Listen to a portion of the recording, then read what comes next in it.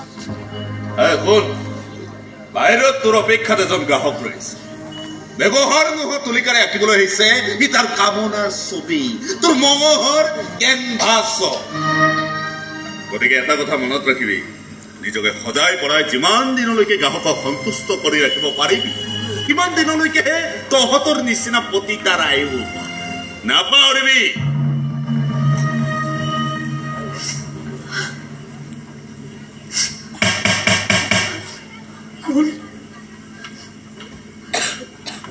মই দেৱব্ৰত দেৱব্ৰত তোমাৰ নাম দেৱব্ৰত হয় দেৱব্ৰত এই নামৰ মানুহ চাগে পৃথিৱীত কিমান আছে নহয় তোমাৰ বয়সৰ ল'ৰাই বা কিমান আছে একে নামৰ মানুহটো পৃথিৱীত বহুত আছে কিয় আপোনাৰ কোনোবা দেৱব্ৰত নামেৰে চিনাকিজন আছে নহয় বহুত কথা পাহৰি গলো আৰু বহুতকে পাহৰি পেলালো দুৱাৰখন মাৰি দিয়া নালাগে নেকি এনেকে ঠিকে আছে এই নৰকলে তুমি কিয় আহিছা তোমাক দেখি ভাৱ হৈছে তুমি কিবা বেলেগ উদ্দেশ্যৰে ইয়ালৈ আহিছা নহয় জানো হয় আচলতে মই এখন উপন্যাস লিখি আছো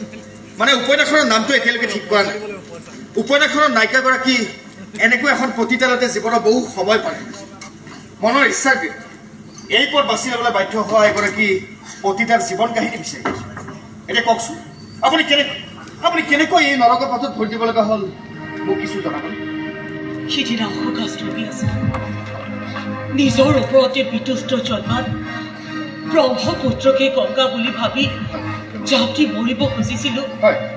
কিন্তু ভগৱানে মোক মৰিব নিদিলে যমৰ যন্ত্ৰণা খাবলৈ নদীৰ সিটো পাৰৰ চৰত মোক অজ্ঞাত অৱস্থাত পেলাই থৈ গ'ল জ্ঞান ঘূৰাইব দেখো কেইজনমান মুছলমান মানুহে মোক শুশ্ৰূষা কৰি আছিল মোক খাবলৈ দিছিল পিন্ধিবলৈ কাপোৰ দিছিল আৰু তাৰ ঠিক কিছু সময়ৰ পাছত পাঠক নামৰ এজন ব্যৱসায় আহি মোক সিহঁতৰ হাতৰ পৰা জোৰ কৰি লৈ আহিছিল মই আহিব খোজা নাছিলো মোক জোৰ কৰি মোৰ নাকত কিবা এটা লগাই মোক অজ্ঞাত কৰি ইয়ালৈ লৈ অহা হৈছিল ইয়ালৈ আহি মই মোৰ নিজৰ স্বাধীনতা হেৰুৱাই পেলাইছিলো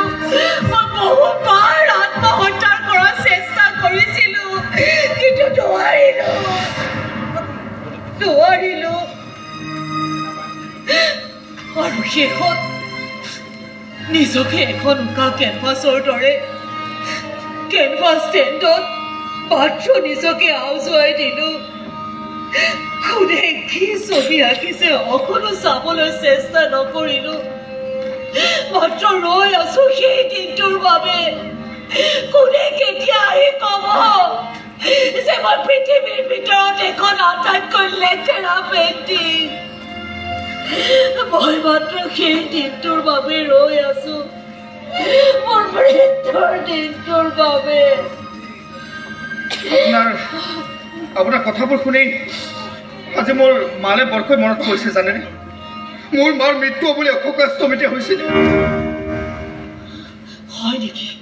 আপোনাক যদি মই ইয়াৰ পৰা লৈ যাওঁ আপুনি মোৰ লগত যাব মই লৈ যাম আপোনাক মই ইয়াৰ পৰা উলিয়াই লৈ যাম আপুনি যাব মোৰ লগত ইয়াতে মোৰ উশাহ বন্ধ হৈ যায় জানা প্ৰতিটো সময়তে মই বিষ পান কৰি আছো বিষ খাই মই নিৰগতি হৈ পৰিছো তুমি পাৰিবা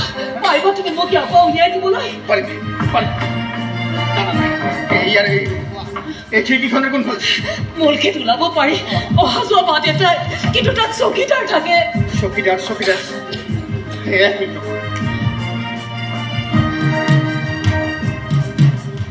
হেল্ল' নীল তই এটা কাম কৰ তই এখন গাড়ী বুক অনলাইন বুকিং কৰ আৰু অথনি যে মোক থৈ গৈছিলে সেই ঠাইলৈকে লগত বৰষাক লৈ না কি কৰিব লাগিব মই কৈছোঁ তোৰ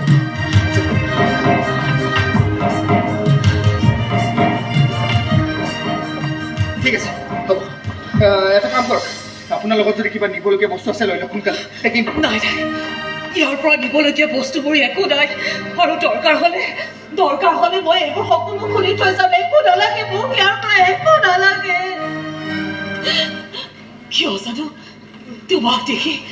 তোমাৰ লগত কথা পাতি মোৰ বহুত কথাই মনত পৰি গৈছে তোমাৰ ঘৰত কোন কোন আছে বাৰু মোৰ মা দেউতা কোনো নাই তেনেহ'লে তুমি কাৰ লগত থাকা মামাৰ লগত মামাই মোৰ সকলো আৰু আজিলৈকে মামাই মোৰ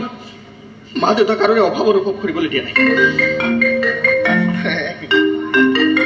হেল্ল' হেল্ল' হেল্ল' অঁ তই আহিছ তই এটা কাম কৰ এতিয়া মই কোৱাৰ দৰে গেটখন খোলা ব্যৱস্থা কৰিম সোনকালে এনে বলক মা বাহ তুমি মোক মা বুলি মাতিলা যে নাই নাই নাই নাই আপুনি মোৰ মাৰ বয়সৰ যে সেই ভুলতে মা বুলি ওলাই গ'ল আপুনি কিবা বেয়া পালে নেকি নাই মোৰো এজন ল'ৰা আছে জানা সিও চাগে এতিয়া তোমাৰ বয়সৰে হ'ব ভাল লাগিল মা শব্দটো শুনি গাটো একেবাৰে জিকাৰ খাই আহিল ভাল লাগিল এতিয়া সোনকালে যাব লাগে এই খিৰিকীখন গ্ৰিল আছে আপোনাৰ হাতত কিবা স্ক্ৰু ড্ৰাইভাৰ যদি বস্তু আছে নেকি স্ক্ৰু ড্ৰাইভাৰ মোৰ হাতত নাই কিন্তু মোৰ হাতত এখন আগবঢ়া চুৰি আছে দিয়ক সোনকালে